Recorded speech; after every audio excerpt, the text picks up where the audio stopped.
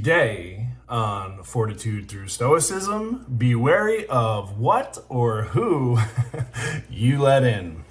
And this is my 365-day journey of implementing the ancient philosophy of Stoicism into the life of this modern masculine man.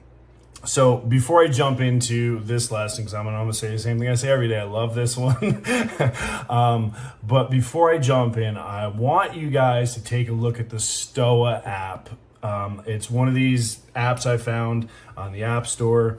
It has daily quote, daily meditation, some action items, what have you. But there's also a learning section that really teaches you about the root of Stoicism and some of the conflicting philosophies at the time, and some of the lineage of some of the great thinkers of modern humanity, if you will. So I highly encourage it. It's like $11.99 a month. Do it for a month. Check it out. If you don't like it, well, hey, boo-hoo. It's $11, $12, whatever. But again, it gives a really good practical application of implementing this stuff into your daily life. Again, I'm using many different things. I'm using the Daily Stoic by Ryan Holiday. I'm reading books. I'm listening to podcasts. I'm listening to other books. I'm using ultra optimization techniques by Tim Ferriss. I'm studying the great thinkers of Stoicism. And of course, adding the Stoa app to my daily disciplines now to gain a little bit extra traction and depth. So with all that said, let's jump into it. So the quote today, Marcus Aurelius, again, Roman emperor. Be wary of what you let in.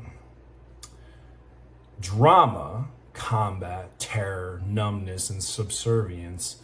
Every day these things wipe out your sacred principles. Whenever your mind entertains them uncritically or lets them slip in. I have made reference to this all the time. How much harder is it to do the right thing when you're surrounded by people with low standards? Think about that. How hard is it to do epic level stuff when you are surrounded by mediocrity? It's a good question. How much harder is it for you to be positive when you are surrounded by people who all they see is the negativity in the world, the drama, the toxic people, the complainers, people who blame others, all these people who live below the mindset line? But today is really about who you let in, because we have the choice, right? Inevitably, we're going to be exposed to these people. Whether it's your mother, your sister, your brother, your kids, your ex-wife, people you work with, your boss, your team members, your employees.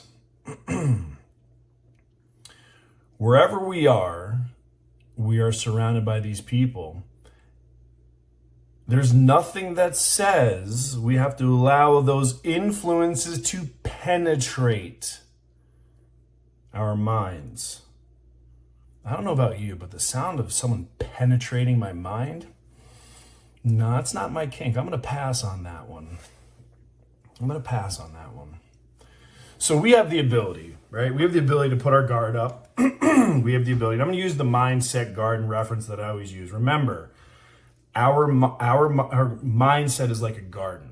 And mine used to be like that gothic garden you see in some of those movies where everything's overgrown and rodents and everything's dead. Now it's beautiful. It's flourishing. There's flowers, butterflies. I even got a koi pond in mine. It's amazing. Now, you will have uninvited guests, because if you have an amazing garden, people are going to see that and they're going to be like moths in the night attracted to the light. They're going to come. They're going to want to suck your energy out. They want a little bit of what you built in your garden, and they want to go take that shit from you, or they want to come in and live in your garden. Now, no one says you have to let them in. And as Ryan says here, if you do let them in, no one says you have to let them stay for fucking dinner, right? And that's what I do with people. I let them in. I let them stroll around my garden a little bit and see how amazing life is when you have mastered your mindset, or you are one of those people who believe it is a daily discipline to work on your mindset. people see that and they're like, wow, this is a lot different than my garden. Wow, koi pond, beautiful trees, birds. I think I might even get somebody out there plucking a harp or something. I'm not sure. But I think that's the direction we're going. So when they come in and they see that beautifulness and then they, decide to sit down and kick off their shoes and put their feet up on your flower pots, you kindly grab them by their fucking neck and throw them out of your garden, because that's just the way it works. Hey, thanks for stopping by. Time to go. And what that means is, in our mindset, you can be exposed to these people, but as soon as you see those red flags, that is where our boundaries come up. So again, mindset, we have that front gate in our garden, we don't have to let them in. But we're talking in the real world, we have boundaries. You do not need to communicate with those people. And if you do, keep it at an arm's length. Because you will have to deal with those people. But I keep those interactions very short, very purposeful, and I do not engage in any of their nonsense. Matter of fact, there's a guy I see at the gym every weekend. Every weekend I see him. And the first thing he goes to tell me about all of his medical. I don't give a shit, bro. Hey, good. Glad to see you at the gym working through it, man. See you later. I'm not going to be a sounding board for all your fucking problems, bro. Don't bring your toxic shit and dump it in my garden.